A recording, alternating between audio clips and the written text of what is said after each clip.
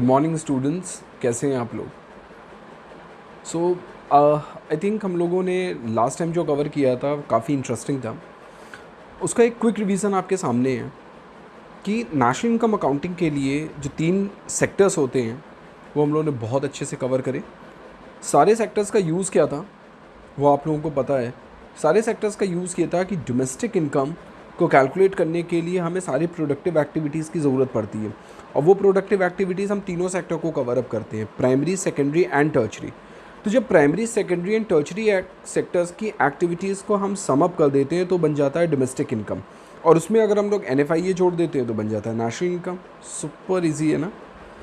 Then terminologies हमने सीखी थी। टर्मिनोलॉजी इज़ नथिंग, बहुत सिंपल सा टर्म था, और इन टर्मिनोलॉजी के अकॉर्डिंगली हमारे सामने जो सबसे बेस्ट थिंग था कि इनको कन्वर्ट कैसे करेंगे। तो उसके लिए मैंने सिर्फ आपको 3 रिकमेंडेशन दिए थे। The one is depreciation, another one is NFIA and the next one is NIT, that is net indirect taxes. और इधर there is a conversion, depreciation, NFIA, NIT।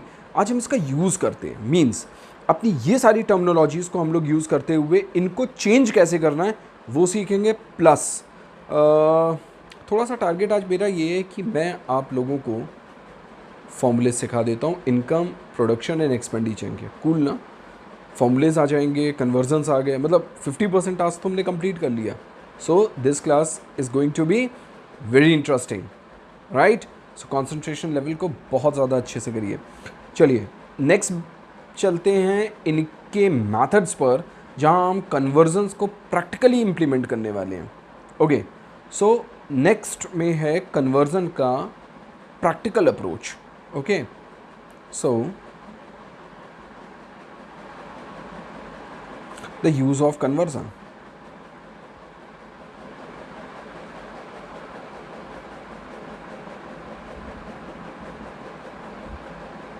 Correct. Number one हमारा कुछ भी ले सकते हैं रैंडमली। अभी सीखने के लिए करना क्या है, प्रोसेस क्या है, वो सारी की सारी चीज़ें इंपॉर्टेंट हैं। The most important thing is कि this is NDP@FC, right. NDP@FC को मैं आपसे कहता हूँ कि मुझे कन्वर्ट करके दिखाइए आप GDP@FC में। तो आप क्या करेंगे, आपके सामने एक छोटा सा इशू आता है। अगर आपने इस वाली स्लाइड को ध्यान से पढ़ा होगा तो हमें करना क्या था, नेट को में डेप्रीसिएशन को अगर जोड़ दें तो we will get gross. Same यहाँ पर कर देते हैं। यहाँ पर हम लोगों को सिर्फ एक फॉर्मूले का यूज़ करना है, and that is called as depreciation. और जैसे ही हमने डेप्रीसिएशन इसमें यूज़ करा, it will become gross. Means हमारा जो नेट वाला पार्ट है वो कहाँ पर चला गया, क्रॉस में। It's so simple, right. अच्छा, अब आ जाते हैं हम लोग अपने नंबर 2 वाले पार्ट पर। नंबर 2 में मैं आपसे कहता हूँ एक स्टेप और आगे बढ़ते हैं कि अगेन लिखा हुआ है NDP@FC, बट अब इसको कन्वर्ट करना है GNP@FC में। ओके, अब आप कहेंगे सर NDP@FC में GNP यानी 2 चीज़ें हैं, ये भी अलग है और ये भी अलग है। तो अगेन नेट को ग्रॉस में बदलने के लिए प्लस डेप्रीसिएशन, और DP को NP में बदलने के लिए थोड़ा बैक आ जाते हैं। DP को NP यानी DP को NP में ले जाने के लिए क्या करना पड़ेगा, plus NFIA, that is so important. तो प्लस हम लोग कर देते हैं NFIA। अब आप इनको वैल्यू समझ लो कि अगर वैल्यू दे रखी होंगी तो बस वैल्यू का ऐड करनी है। 2 प्लस ऐड कर दिए, GNP आ गया। थर्ड में पहुंचते हैं कि अगेन आपको दे रखा है NDP@FC क्वेश्चन में, और आपको कवर अप करना है GNP@MP। मीन्स अब ये भी अलग है इससे, ये भी अलग है इससे, और MP भी अलग है FC से। अब क्या करेंगे, 3 स्टेप्स। और वो 3 स्टेप्स हमारे कौन से हैं। नंबर वन है कि डेप्रीसिएशन को ऐड करना। नंबर टू है NFIA को ऐड करना। नंबर थ्री है NIT को ऐड करना। जैसे हमने इन तीनों को ऐड करा तो हमारा नेट वाला कन्वर्ट होकर बन गया ग्रॉस, DP वाला कन्वर्ट होकर बन गया MP, और FC वाला कन्वर्ट होकर बन गया MP। क्लियर। तो यानी एक तरीके से आपने पूरे के पूरे रिकमेंडेशन को तुरंत सीख लिया। इसको रिवर्स करना होगा तो जो प्लस आपने करे हैं ना, आप उनको माइनस कर दीजिए। कभी कभी एक बहुत सिंपल सा कॉम्बिनेशन पूछता है। कैसे कॉम्बिनेशन, नंबर 4 अगर उसने पूछा हियर इट इज़ GDP@FC, और आपको GDP एट FC में कवर अप करना है NP एट MP। आप करेंगे क्या? आपके लिए सबसे सिंपल सा तरीका है कि आप इस ग्रॉस को देखते हो और इस नेट को देखते हो। तो जब आप इस ग्रॉस और जब आप इस नेट को देखते हो तो ग्रॉस से नेट में आना है, वापस इधर आओ। ग्रॉस से नेट में आना है तो इस ग्रॉस से नेट में आने के लिए क्या करना है? Minus depreciation. तो ठीक है, कोई इशू नहीं, माइनस डेप्रीसिएशन कर दो। DP से NP में जाने के लिए अभी अभी आपको सिखाया है, DP से NP में जाने के लिए प्लस NFIA कर दो, और FC से MP में जाने के लिए अगेन प्लस NIT कर दीजिए। हो गया क्लियर? यानी डेप्रीसिएशन, NFIA और NIT का यूज़ करा, टर्म आ गया। अब अगर मैं इसको न्यूमेरिकली अटैच कर दूँ, कहने का सेंस ये है कि मैं एक छोटे से न्यूमेरिकल्स बना देता हूँ, तो क्या आप सॉल्व कर लेंगे? चलिए इसका भी प्रैक्टिकल अप्रोच हम लोग देख लेते हैं। मान लीजिए क्वेश्चन में गिवन हो कैलकुलेट, ध्यान से समझिएगा, राइट? बस एक समझाऊंगा, सब कर लेंगे आप। Calculate GDP at MP, right? अब जब कैलकुलेट बोला है तो यानी ये तो हो गया क्वेश्चन। अब इसका डेफिनेटली कुछ टर्म्स भी दे रखे होंगे। टर्म्स दे रखे हैं NNP एट FC, तो वैल्यू भी दे रखी होगी 2 लाख, कोई भी रैंडम वैल्यू हम ले रहे हैं। ये अब दे रखा है डेप्रीसिएशन बेटा। डेप्रीसिएशन को एक और नाम से जानते हैं कंजम्पशन ऑफ फिक्स कैपिटल। ठीक है, गड़बड़ तो नहीं करेंगे? कंजम्पशन ऑफ फिक्स्ड कैपिटल, याद रखिएगा। कंजम्पशन यानी क्योंकि फिक्स कैपिटल की वैल्यू डिक्रीज होती चली जाती है, so that's the only reason it is depreciation. So depreciation को ये भी कहते हैं, और यहाँ पर डेप्रीसिएशन की वैल्यू दे दी 10,000। नंबर 3 NIT की वैल्यू दे दी है, नेट इनडायरेक्ट एक्सेस दे दिया 20,000, और नंबर 4 में NFIA दे दिया 5,000, राइट? तो अब हमारा काम है सॉल्यूशन को निकालना। कोई इशू नहीं, सॉल्यूशन निकालने में क्या टाइम लगता है, सॉल्यूशन अभी तुरंत निकाल देते हैं। करना क्या है, बट प्रोसेस मत भूलिएगा। नंबर 1 कैलकुलेट क्या करना है? कैलकुलेट करना है GDP एट MP, यानी सिंपल वे में मुझे GDP एट MP चाहिए। ओके, तो मैं GDP at MP is equals to क्या लिखूंगा? NNP at FC। अब नेट को ग्रॉस में बदलना है तो मैं क्या कर दूंगा? Plus depreciation. और NP को मुझे DP में बदलना है तो मैं क्या कर दूंगा? देखो NP से DP जाना है, वापस आओ, NP से DP जाना है, माइनस NFIA में कर दूंगा, माइनस NFIA। क्लियर? अब मुझे FC से MP में जाना है तो मैं क्या कर दूंगा? Plus NIT। तो NNP एट FC कितना दे रखा है? NNP एट FC दे रखा है स्टूडेंट्स 2 लाख, प्लस डेप्रीसिएशन की वैल्यू दे रखी है 10,000। देखो ये प्रोसेस होता है करने का, एक बेस्ट तरीका होता है, ठीक है ना? आप कोई भी स्टेप स्किप करेंगे तो आपके लिए दिक्कत हो जाएगी। सो स्किप नहीं करना है, स्टेप बाय स्टेप। प्लस बोल रहा है प्लस, माइनस बोल रहा है माइनस, करके चलना है। प्लस NIT बोल रहा है तो plus NIT, okay, plus depreciation किया था, माइनस NFIA करना था, माइनस NFIA की वैल्यू को मैं ज़रा यहाँ पर, right, so here it is 5,000। And देखो ये फ़ायदा होता है, तुरंत पकड़ जाती है गलती। NIT को प्लस करना है तो दैट इज़ 20,000। तो क्या हुआ? प्लस के 2 हो गए 30, 2,30,000 माइनस 5, 2,25,000। ये मेरा आंसर आ गया, that is GDP at MP is equals to GDP at MP। तो क्लियर हो गया? इस तरीके से स्टूडेंट्स न्यूमेरिकल फॉर्म में भी आता है तो आप कर लोगे। वैसे अब इतना इजी तो नहीं देगा, और या इससे रिलेटेड भी नहीं देगा, सीधे आते हैं स्ट्रेट जो मेन मेथड्स हैं हमारे नेशनल इनकम के, उनके फॉर्मूलेस पर आ जाते हैं। तो क्वेश्चन बनता है कि how many methods are there. Question is like कि भाई मेथड्स कितने हैं, तो हम लोग आ जाते हैं the methods of calculating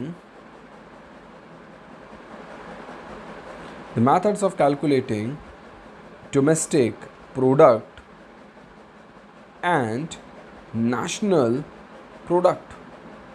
It's super simple. The methods of calculating domestic product and national product. So how many methods are there? Student, be careful. One method, another method, and another method. So how many methods are there? Only 3 methods are there, right? अब वो तीनों method हैं कौन कौन से, उनको भी देख लेते हैं. First method is income method. Production भी कह सकते हो आप, कुछ भी कह दो, फॉर्मूले तीनों ही सीखने हैं. Expenditure method. So here it is. चलिए पहले वाले मेथड को हम लोग यहाँ पर कवर अप कर लेते हैं प्रोडक्शन मेथड में. ठीक है, तो ये हो गया हमारा प्रोडक्शन मेथड. एक बात याद रखिएगा, कितने मेथड्स बोले हैं मैंने मेथड्स बोले हैं 3. ओके, और इनके अलावा कोई मेथड नहीं होता. और एक और अच्छी बात होती है कि इन तीनों मेथड से निकलने वाला आंसर, आई रिपीट, इन तीनों मेथड से निकलने वाला जो आंसर होता है वो बराबर होता है. क्लियर? अब पहला हो गया प्रोडक्शन मेथड, दूसरा क्या हो गया? Income method. ठीक है, तीसरा क्या हो गया? Expenditure method.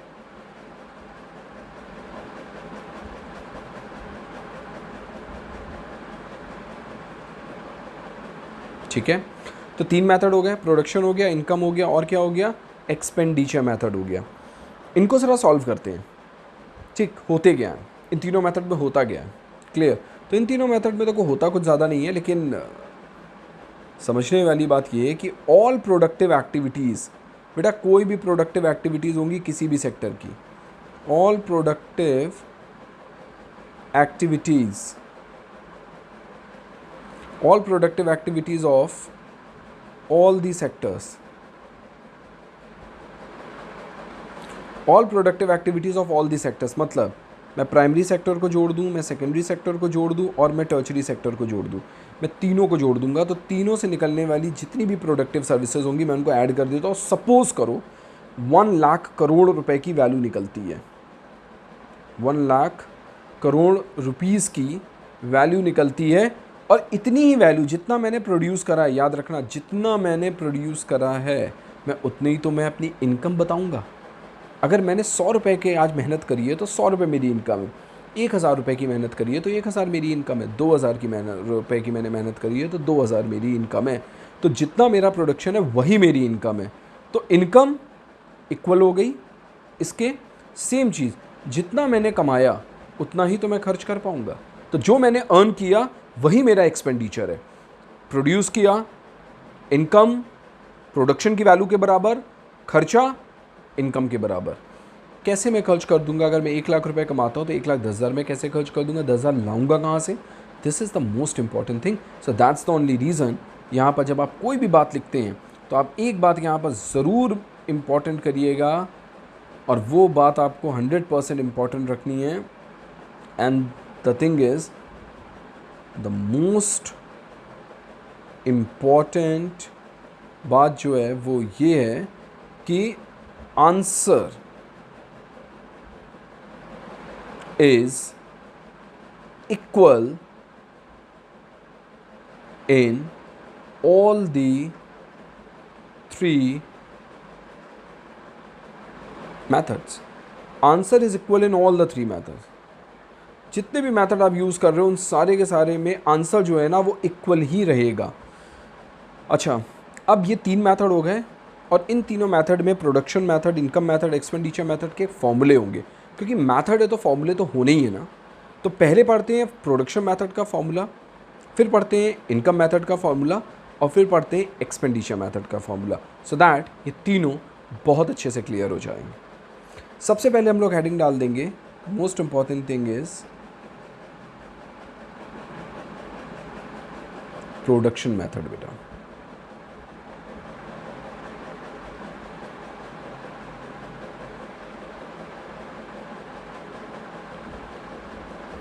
प्रोडक्शन मेथड ये क्या करता है? इसमें 2 फॉर्मूलेज होते हैं, राइट? 1 2, राइट. अब इसमें दोनों फॉर्मूलेज जो होते हैं तो हम लोग पढ़ लेते हैं. तो फॉर्मूला नंबर 1,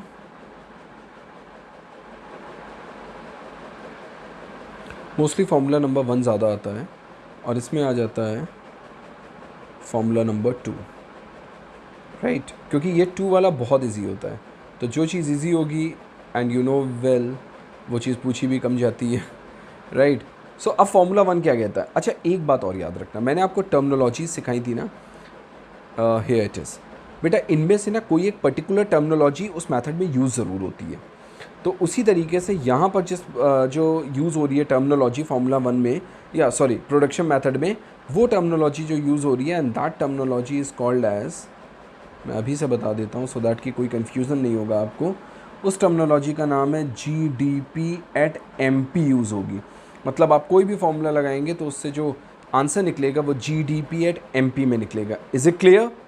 चलो अब देखो क्या होगा आंसर आपका जब हम लिखते हैं GDP@MP, तो इसमें फॉर्मूला क्या लगता है? सेल्स, ठीक है, इसमें फॉर्मूला लगेगा sales plus change in stock, right. यानी यहाँ पर जो भी वैल्यू लग रही है उस वैल्यू में हम लोगों ने एक चीज़ बहुत अच्छे से समझ ली, that is sales plus change in stock. और बेटा चेंज इन स्टॉक को हम लोग लिख देंगे closing stock minus opening stock. तो सेल्स हो गया प्लस चेंज इन स्टॉक हो गया, closing stock minus opening stock, और इसमें एक चीज़ और लेस कर देते हैं, that is called purchases of raw material. अच्छा, रॉ मटेरियल को आप लोग और क्या बोल सकते हो? और करके आप बोल सकते हो इंटरमीडिएट कंजम्पशन। ये टर्म बिल्कुल मत भूलिएगा, इंटरमीडिएट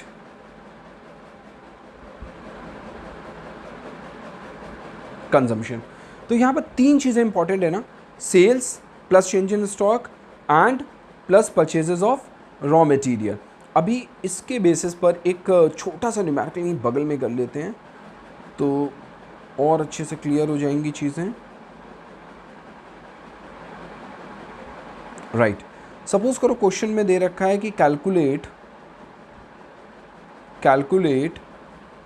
GDP@MP, ओके। और इन्फॉर्मेशन क्या दे रखी है? इन्फॉर्मेशन दे रखी है कि सेल्स है हमारे पास 10,000, नंबर 2 चेंज इन स्टॉक है हमारे पास, चेंज इन स्टॉक शॉर्ट में लिख देता हूँ 5,000, और नंबर 3 इंटरमीडिएट कंजम्पशन है हमारे पास 2,000। बेटा सॉल्यूशन क्या होगा?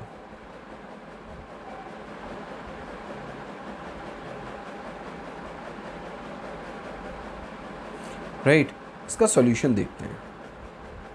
इसका सॉल्यूशन होगा GDP@MP is equals to, formula ऊपर लिखा हुआ है मैं दोबारा नहीं लिख रहा, 10,000 प्लस चेंज इन स्टॉक कितना हो गया 5,000, माइनस परचेज इंटरमीडिएट कंजम्पशन कितना हो गया 2,000, तो कितना निकला answer 15,000 minus 2,000 is equals to कितना हो गया? Now this is the answer. Simple था, हो गया अच्छे से। फॉर्मूला नंबर 1 में कोई दिक्कत नहीं है। अब आ जाते हैं फॉर्मूले नंबर 2 पर। क्लियर? फॉर्मूला नंबर 2 क्या कह रहा है? फॉर्मूला नंबर 2 देखो, जैसा मैंने आपको बोला कि बेटा इजी है, राइट। तो जब ये फॉर्मूला इजी है तो यहाँ पर कोई दिक्कत भी नहीं आने वाली। सो यहाँ पर क्या होता है, यहाँ पर भी निकलता है GDP@MP, और यहाँ आ जाता है वैल्यू ऑफ आउटपुट।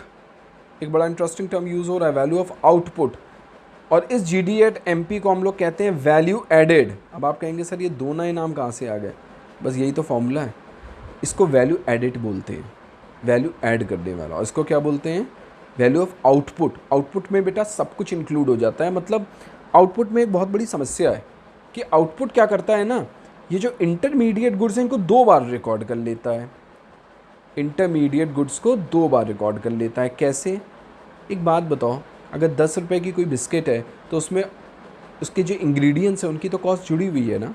तो वैल्यू ऑफ आउटपुट क्या करता है? 10 रुपये की बिस्किट लेता है और उसमें 8 रुपीज़ के अगर इंग्रेडिएंट जुड़े तो उनको भी फिर से ले लेता है, तो इट बिकम 18। इसलिए हम ये फार्मूला यूज़ करते हैं कि हम इसमें इंटरमीडिएट गुड्स को हटा देते हैं तो वैल्यू एडेड मिल जाता है। आपको क्वेश्चन में तीनों सेक्टर का वैल्यू एडेड निकालना होगा, तो ऑब्वियसली तीनों सेक्टर का आउटपुट भी दे रखा होगा एंड तीनों सेक्टर का इंटरमीडिएट कंजम्पशन भी दे रखा होगा। अब ये इजी इसलिए क्योंकि ये सब गिवन होते हैं।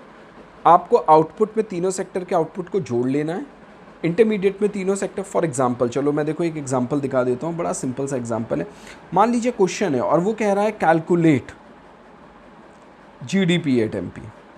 ठीक है, क्वेश्चन में कह रहा है कैलकुलेट जीडीपी एट एमपी, तो आपको दे क्या रखी है वैल्यू, वैल्यू ऑफ आउटपुट दे रखा है आपको, क्वेश्चन में ही दे रखा होगा। प्राइमरी सेक्टर, सेकेंडरी सेक्टर और टर्चरी सेक्टर तीनों का अलग अलग देगा। मान लो 1000 इसका दे दिया, इसका 2000 दे दिया, इसका 7000 दे दिया, तो टोटल कितना हो गया 10,000 हो गया। सेम आपको इंटरमीडिएट कंजम्पशन भी दे रखा होगा, प्राइमरी सेक्टर का, सेकेंडरी सेक्टर का और टर्चरी सेक्टर का। इसका दे दिया 1000, इसका दे दिया 2000, ठीक है, और इसका दे दिया 3000। अब टोटल कितना कर लो 5 और 6, ये टोटल कितना हो गया 6000। अब अकॉर्डिंग टू द फॉर्मूला ये तो है 10,000 माइनस ये कितना है 6,000, तो बेटा आंसर जो वैल्यू एडेड होगा वो कितना आ जाएगा 4,000। बस आ गया आंसर। इसलिए ये फॉर्मूला बहुत ईजी है। आपको मैंने पूरे दोनों फार्मूलेस के इम्प्लीमेंटेशन सिखा दिए। ठीक है, अब क्या सीखना है, अब सीखना है हमें इनकम मेथड को। ठीक, फिर सीखना है प्रोडक्शन मेथड को। हमें सिर्फ अभी उनके फॉर्मूले सीखने हैं आज इन दोनों के। फिर ये एक स्टेप मैंने प्रोडक्शन में इसलिए करवा दिया क्योंकि बहुत छोटा सा था, उसमें थोड़े स्टेप लंबे हैं। तो आज फॉर्मूला सीख लो, नेक्स्ट क्लास में इसके और उन दोनों मेथड्स के न्यूमेरिकल सीख कर फिनिश कर देंगे। ठीक है, चलो तो आज के टर्म्स में हमें सीखना है इनकम मेथड, राइट। सो आज का जो टर्मिनोलॉजी है उसमें कवर अप होता है इनकम मेथड। अब बस मुश्किल से 5 मिनट की क्लास बची है स्टूडेंट्स, तो इनकम मेथड और एक्सपेंडिचर मेथड के बाद फिर नेक्स्ट क्लास में न्यूमेरिकल्स हम लोग करेंगे। ओके, तो अभी बस 5 मिनट और आपको पेशेंस रखना है और इस क्लास को कवर अप करना है ताकि आप फॉर्मूले सीख लो। ओके, तो इनकम मेथड में क्या होता है, इनकम मेथड में भी एक टर्मिनोलॉजी यूज़ होती है and that terminology is called as NDP at FC। NDP at FC, और इस NDP एट FC में हमारे 3 टर्म्स यूज़ हो जाएंगे, 1 2 3, ये तीनों पार्ट हैं। ओके, और इन तीनों पार्ट को हम लोग जब सम अप करते हैं तो हमारे लिए ये हमारा फॉर्मूला बन जाता है। अब तीनों पार्ट हैं क्या वो देख लेते हैं। पहला वाला जो पार्ट है and that part is called as compensation of employees. भूलिएगा नहीं, इट इज़ वेरी इंपॉर्टेंट। अगर आप ये भूल गए तो फॉर्मूला निकल जाएगा, राइट। तो this is called compensation of employees. Number 2, this is called mixed income. Number 3, and number 3 is called operating surplus. इसमें सबसे जो कॉम्प्लिकेटेड वाला है ना, परेशान करता है, वो करता है ऑपरेटिंग सरप्लस। बाकी कुछ नहीं करेंगे। कंपनसेशन ऑफ एम्प्लॉयज़ क्या है, आप किसी के यहाँ जॉब कर रहे हो तो आप क्या एक्सपेक्ट करोगे, वो आपको क्या दे, आप उसके एक्सपेक्टेशन करोगे कि वो आपको वेजेस दे, तो ऐड कर लो। एक्सपेक्टेशन करोगे कि सैलरी मिले, ऐड कर लो। एक्सपेक्टेशन करोगे बोनस मिले, इसको भी ऐड कर लो। और आप कहोगे कि आपको कमीशन मिले, इसको भी ऐड कर लो।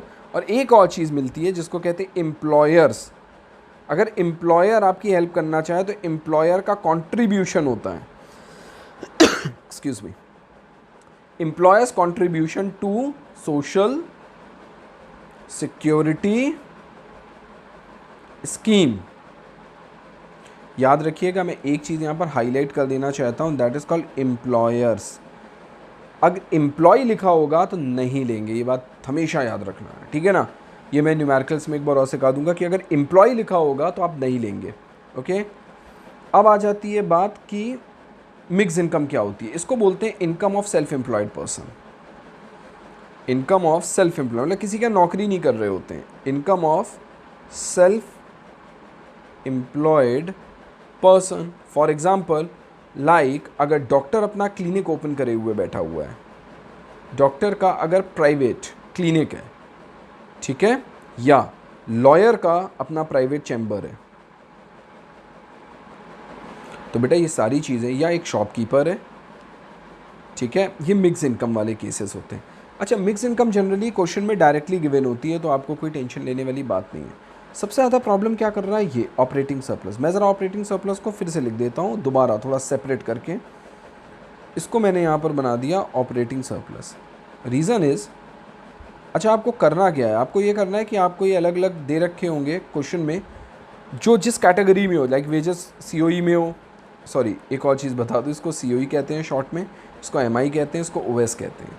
तो सीओई की चीज़ सीओई में, एमआई की चीज़ एमआई में, ओएस की चीज़ ओएस में, और इन तीनों को ऐड कर दो तो मिल गया आपको एनडीपी एट एफसी। फिर जिसमें चाहो उसमें कन्वर्ट कर दो, मैं कन्वर्जन सिखा चुका हूँ। ऑपरेटिंग सरप्लस के दो पार्ट आ जाएंगे,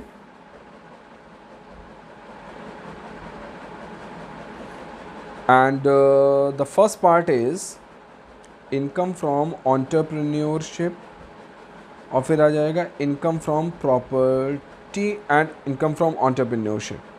तो देख लेते हैं दोनों ही मेथड्स को। यहाँ पर आएगा इनकम फ्रॉम प्रॉपर्टी, और बेटा अगर ये नहीं दे रखा होगा, ठीक है, और यहाँ पर आएगा इनकम फ्रॉम एंटरप्रेन्योरशिप, और अगर ये भी नहीं दे रखा होगा तब इसके पार्ट लेंगे एंटरप्रेन्योरशिप। बेटा अगर ये दोनों नहीं दे रखे होंगे, मतलब ये और ये नहीं दे रखे होंगे, तब हम इनके पार्ट्स लेंगे। अगर ये दोनों दे रखे हैं तो इनको सिंपल ऐड करो और ओएस को निकाल लो। लेकिन अगर ये दोनों नहीं दे रखे हैं तब हम क्या करेंगे, तब हम आएंगे इनके पार्ट्स पर, और इनके पार्ट्स क्या होते हैं वो चेक कर लेते हैं। इसका पहला पार्ट होता है रेंट, ऐड करना है। दूसरा पार्ट होता है इंटरेस्ट, ऐड करना है। और तीसरा पार्ट होता है रॉयल्टी, वो भी ऐड करना है। Is it clear? दूसरी चीज़ में आ जाते हैं इनकम फ्रॉम एंटरप्रेन्योरशिप में। इनकम फ्रॉम एंटरप्रेन्योरशिप में एक पार्ट आ जाता है, and that part is called as profit. अगर प्रॉफिट डायरेक्टली दे रखा है तो वेल एंड गुड, लेकिन अगर प्रॉफिट डायरेक्टली नहीं दे रखा है तो उसके तीन पार्ट आ जाएंगे। पहला पार्ट डिविडेंड। मेरी बात समझे? जो इनकम फ्रॉम एंटरप्रेन्योरशिप है उसको प्रॉफिट भी कहते हैं। अगर नहीं दे रखा है तब इसके पार्ट लेंगे, ऐसे नहीं लेंगे। ऊपर वाले अगर देखो, ऊपर फादर, इन दोनों को मैं फादर कहता हूँ, फादर थिंग दे रखी है तो चिल्ड्रन से कोई मतलब नहीं। अगर नहीं दे रखे हैं तब आएंगे हम प्रॉफिट पर। तो डिविडेंड नंबर 1। दूसरा क्या आ जाएगा, undistributed profit, undistributed profit. Is it clear? और तीसरी चीज़ में क्या आ जाएगा, अनडिस्ट्रीब्यूटेड प्रॉफिट को एक और नाम से जानते हैं, and that name is retained earning.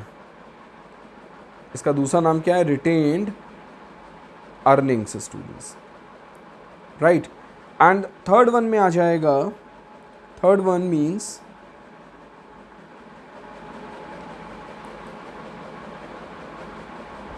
Corporation tax. आप इन तीनों को ऐड कर दीजिए, प्रॉफिट मिल जाएगा, और इन दोनों को ऐड करके ओएस। बस इतना सिंपल सा फॉर्मूला है, तो फॉर्मूला तो देखो याद करना पड़ेगा। अब एक आखिरी मेथड पर आ जाते हैं, and that method is called expenditure method. ठीक है,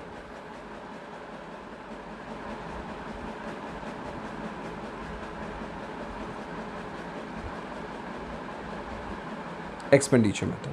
अब एक्सपेंडिचर मेथड में वही कीवर्ड्स कौन सा यूज़ होगा यहाँ पर, यहाँ पर जो कीवर्ड निकलता है वो आता है टर्मिनोलॉजी में जीडीपी एट एमपी। इसका भी एक बड़ा सेट फार्मूला है। इसका सेट फार्मूला क्या है वो देख लेते हैं। बेटा इसमें एक बड़ी सिंपल सी चीज़ है, इस फॉर्मूले में यूज़ होता है C प्लस आई प्लस जी प्लस एक्स माइनस एम। है ना इंटरेस्टिंग? मतलब आपको सिर्फ C की वैल्यू पता होनी चाहिए, I की वैल्यू पता होनी चाहिए, G की वैल्यू पता होनी चाहिए, और x माइनस एम की वैल्यू पता होनी चाहिए। आंसर आ गया। अच्छा, स्ट्रेट फॉरवर्ड क्या क्या दे रखा होगा, ध्यान से समझना। इसको कहते हैं house hold final consumption expenditure. क्या कहते हैं? House hold final consumption expenditure. तो इज़ इट क्लियर? अब हाउस होल्ड को एक और नाम से जान देंगे, प्राइवेट। तो कंफ्यूज मत हो। अच्छा, ये डायरेक्टली गिवन होगा, मतलब आपको परेशान नहीं होना, सिर्फ आपको फॉर्मूला याद रखना है। ये डायरेक्टली गिवन होगा, वैल्यू उठाओ, आंसर निकालो। नेक्स्ट क्लास में तो आप परफेक्टली समझ जाओगे। आई का मतलब होता है cross domestic capital formation, but ये थोड़ा सा कॉम्प्लिकेटेड है। वाई? बिकॉज अगर इतना दे रखा है तो आई है, लेकिन अगर कभी उसने दे दिया आपको gross domestic fixed capital formation, तब क्या करोगे? अब आप कहोगे सर फिक्स का ही तो फ़र्क है। बेटा फिक्स का फ़र्क में आपको एक चीज़ जोड़नी पड़ जाएगी, that is called change in stock. तब जाकर ऊपर वाला टर्म बनेगा कंप्लीट। ओके, तो बस इतना छोटा सा पॉइंट है, याद रखना, इसको स्टार बना दो। जी का मतलब आ जाता है गवर्नमेंट, ये भी डायरेक्ट दे रखा होगा, गवर्नमेंट फाइनल कंजम्पशन एक्सपेंडिचर।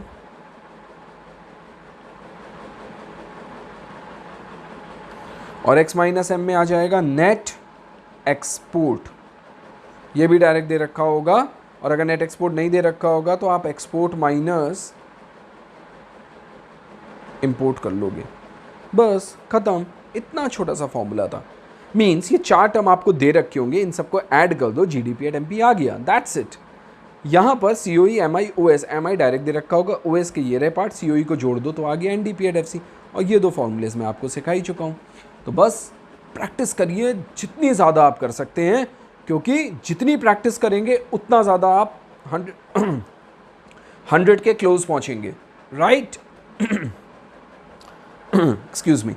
सो यहाँ पर क्लास को एंड करते हैं और मिलते हैं अपनी नेक्स्ट क्लास में। So thank you so much, keep practicing, thank you.